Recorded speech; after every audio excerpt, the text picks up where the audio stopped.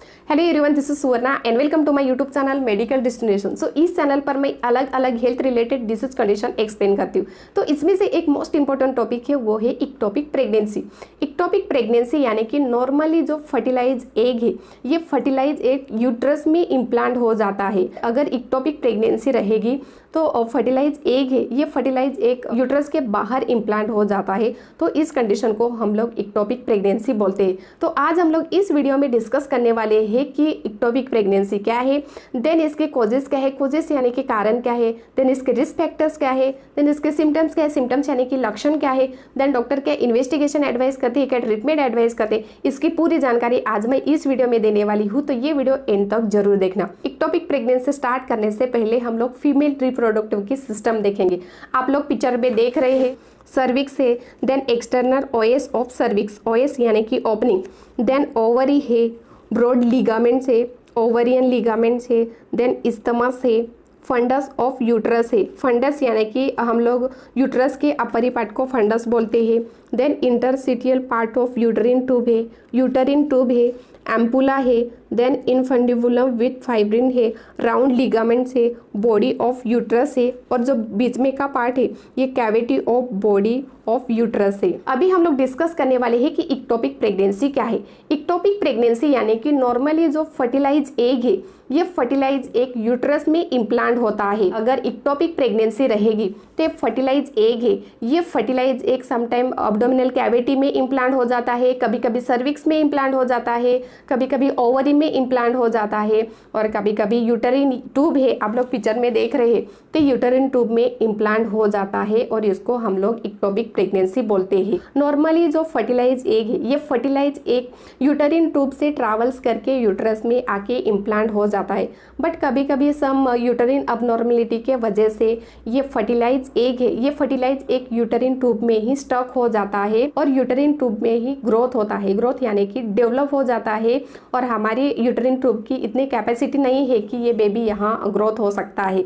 तो इस कंडीशन में क्या होता है, जैसे ये फर्टिलाइज एग ग्रोथ होता है तो हमारे फैलोपियन ट्यूब के जो टिश्यू है, ये टिश्यू डैमेज हो जाते हैं, रप्चर हो जाते हैं। इस वजह से जो प्रेग्नेंट मदर है, और ये प्रेग्नेंट मदर को इक्टोपिक प्रेगनेंसी रहेगी तो वजाइनल ब्लीडिंग होने का ज़्यादा चांसेस रहता है, और किसी किसी को बहुत हेवी ब्लीडिंग होती है और ये लाइफ थ्रेटनिंग कंडीशन भी हो सकती है।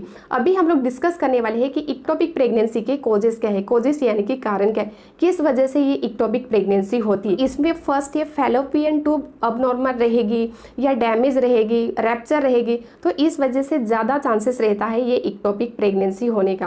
देन एट बर्थ में ही जो यूटरिन ट्यूब है, ये यूटरिन ट्यूब अबनॉर्मल रहेगी, उसका शेप अबनॉर्मल रहेगा, तो इस वजह से भी ज़्यादा चांसेस रहता है ये इक्टोपिक प्रेगनेंसी होने का। देन ये पेल्विक इन्फ्लामेटरी डिसीज रहेगा तो भी ये इक्टोपिक प्रेगनेंसी होने का चांसेस रहता है। अगर आपके फैमिली में इक्टोपिक प्रेगनेंसी की हिस्ट्री रहेगी, यानी कि आपके मदर को हिस्ट्री है या ग्रैंड मदर को हिस्ट्री है, आपके सिस्टर को इक्टोपिक प्रेगनेंसी की हिस्ट्री है, तो भी ये चांसेस रहता है इक्टोपिक प्रेगनेंसी होने का।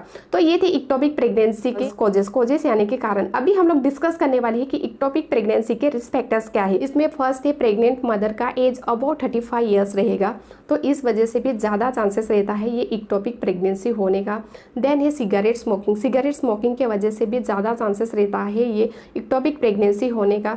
देन हार्मोनल इम्बैलेंस के वजह से भी ये इक्टोपिक प्रेगनेंसी होने का ज़्यादा चांसेस रहता है। देन है सेक्सुअल ट्रांसमिशन डिसीज के वजह से भी ये इक्टोपिक प्रेगनेंसी होने का ज़्यादा चांसेस रहता है। Then is caring from pelvic surgery, अगर वुमन की पेल्विक सर्जरी हो चुकी है तो उन लोगों को ज़्यादा चांसेस रहता है ये इक्टोपिक प्रेगनेंसी होने का। Previous history of ectopic pregnancy, जो प्रेग्नेंट मदर है, ये प्रेग्नेंट मदर को प्रीवियस हिस्ट्री रहेगी, यानी कि पहले भी इक्टोपिक प्रेगनेंसी थी तो सेकेंड टाइम भी ज़्यादा चांसेस रहता है ये इक्टोपिक प्रेगनेंसी होने का।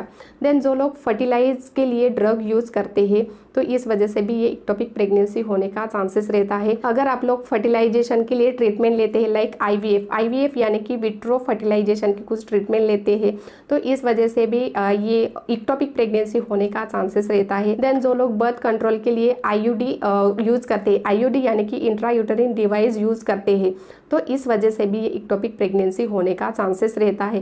देन जो लोग परमानेंट बर्थ कंट्रोल करते हैं यानी कि ट्यूब लिगामेंट करते हैं, तो इस वजह से भी ये इक्टोपिक प्रेगनेंसी होने का ज़्यादा चांसेस रहता है, बट ये बहुत रेयर है। देन है जेनेटिक अबनॉर्मलिटी, जेनेटिक अबनॉर्मलिटी के वजह से भी ये इक्टोपिक प्रेगनेंसी होने का चांसेस रहता है।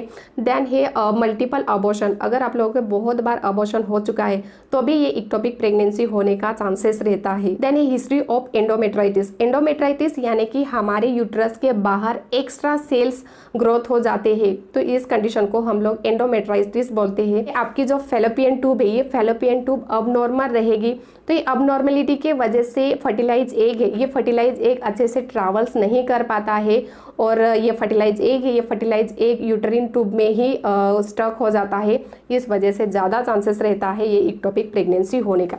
तो ये थी इक्टोपिक प्रेगनेंसी के रिस्पेक्ट। अभी हम लोग डिस्कस करने वाले हैं कि इक्टोपिक प्रेगनेंसी के सिम्टम्स क्या है, सिम्टम्स यानी कि लक्षण क्या है। इसमें अर्ली जो लक्षण दिखाई देते हैं इसके बारे में हम लोग फर्स्ट तो डिस्कस करेंगे। फर्स्ट तो पीरियड्स मिस हो जाता है। देन आफ्टर 4 वीक के बाद जब भी आप लोग ये टेस्ट करते हैं, प्रेगनेंसी टेस्ट करते हैं, तो आपका रिपोर्ट पॉजिटिव आता है। देन ब्रेस्ट टेंडरनेस होते हैं, नौशिया होती है, नौशिया यानी कि उल्टी होती है। अगर आप लोगों को इक्टोपिक प्रेगनेंसी रहेगी तो लाइट वजाइनल ब्लीडिंग होती है, पेल्विक पेन होता है, अब्डोमिनल पेन होते हैं, मोस्ट ऑफ द हमारे जो शोल्डर, नेक और रेक्टम पेन होता है, स्टमक अपसेट रहता है। देन वॉमिटिंग होती है, वॉमिटिंग यानी कि उल्टी होती है। देन इन लोगों को चक्कर भी आती है, ये लोग बहुत वीक रहते हैं। अगर आपको ectopic pregnancy right side fallopian tube रहेगी तो राइट साइड में ज़्यादा पेन होता है। देन अगर आप लोग को लेफ्ट साइड पे इक्टोपिक प्रेगनेंसी रहेगी तो लेफ्ट साइड का बहुत पेन होता है, यानी कि वन साइड बॉडी पेन होता है। इमरजेंसी जो सिम्टम्स है, सिम्टम्स यानी कि लक्षण है, इसमें क्या होता है, विदाउट पेन भी बहुत वजाइनल ब्लीडिंग होती है, सीवियर ब्लीडिंग होती है, और किसी किसी को बहुत क्रैम्प्स आते हैं, इन लोगों को चक्कर भी आती है। हेवी ब्लीडिंग के वजह से ये लोग शॉक में भी जा सकते हैं, और ये लाइफ थ्रेटनिंग कंडीशन हो सकती है मदर के लिए। अगर आप लोग प्रेग्नेंट है और ये सिम्टम्स दिखाई देते हैं तो इमीडिएटली डॉक्टर के पास जाके दिखाना बहुत ज़रूरी है, क्योंकि इसके कॉम्प्लिकेशन भी बहुत सारे हैं। अभी हम लोग डिस्कस करने वाले हैं कि डॉक्टर क्या इन्वेस्टिगेशन एडवाइस करते। अगर आप लोग प्रेग्नेंट है, आप लोगों ने घर पे टेस्ट किए है और आपका रिपोर्ट पॉजिटिव आया है और आपको ब्लीडिंग आती है, तो डॉक्टर आप लोगों को पूरी हिस्ट्री पूछते हैं, यानी कि कितने दिन से ब्लीडिंग आती है, चक्कर आती है क्या, ये अच्छे से डॉक्टर आपकी हिस्ट्री लेते हैं। देन फिजिकल एग्जामिनेशन भी चेक करते हैं डॉक्टर, अल्ट्रासाउंड करते हैं। अल्ट्रासाउंड क्यों करते हैं, क्योंकि ये ब्लीडिंग किस वजह से होती है, जो इम्प्लांट है ये इम्प्लांट बराबर यूट्रस में है या यूट्रस के बाहर है, ये अच्छे से चेक करने के लिए डॉक्टर अल्ट्रासाउंड सोनोग्राफी भी करते हैं, सम ब्लड टेस्ट भी करते हैं। अकॉर्डिंग टू पेशेंट कंडीशन वो पेशेंट को डॉक्टर इन्वेस्टिगेशन एडवाइस करते हैं। अभी लास्ट हम लोग डिस्कस करने वाले हैं कि डॉक्टर क्या ट्रीटमेंट एडवाइस करते हैं। अगर आप लोगों को इक्टोपिक प्रेगनेंसी है तो ये इक्टोपिक प्रेगनेंसी मदर के लिए सेफ नहीं है, और जो अनबोर्न बेबी है यानी कि जो इन्फ्लामेशन हो चुका है, ये यूटरिन ट्यूब में अच्छे से डेवलप नहीं हो पाता है, यानी कि अच्छे से ग्रोथ नहीं हो पाता है। अगर आप लोगों को ज़्यादा ब्लीडिंग है तो ब्लीडिंग स्टॉप करने के लिए डॉक्टर सम मेडिसिन एडवाइस करते हैं। आप लोगों को बहुत अब्डोमिनल क्रैम्प्स है तो एक क्रैम्प्स कम करने के लिए, यानी कि पेन कम करने के लिए some painkiller medicine advice करते हैं। सर्जरी भी एडवाइस, सर्जरी में डॉक्टर क्या एडवाइस करते हैं, तो लैप्रोस्कोपी एडवाइस करते हैं। स्कोप में से जो इक्टोपिक प्रेगनेंसी है, ये इक्टोपिक प्रेगनेंसी रिमूव करते हैं। लेप्रोटोमी भी करते। लेप्रोटोमी में डॉक्टर क्या करते हैं, हमारे जो फैलोपियन ट्यूब है, ये फैलोपियन ट्यूब अगर रप्चर रहेंगे, डैमेज रहेंगे या कुछ भी अबनॉर्मलिटी रहेंगे तो ये ट्यूब को रिमूव करते हैं। तो ये था आज का टॉपिक, इक्टोपिक प्रेगनेंसी। अगर आपको ये आज की जानकारी अच्छी लगी तो ये मेरा वीडियो शेयर करो, लाइक करो और सब्सक्राइब करना मत भूलो। Thank you.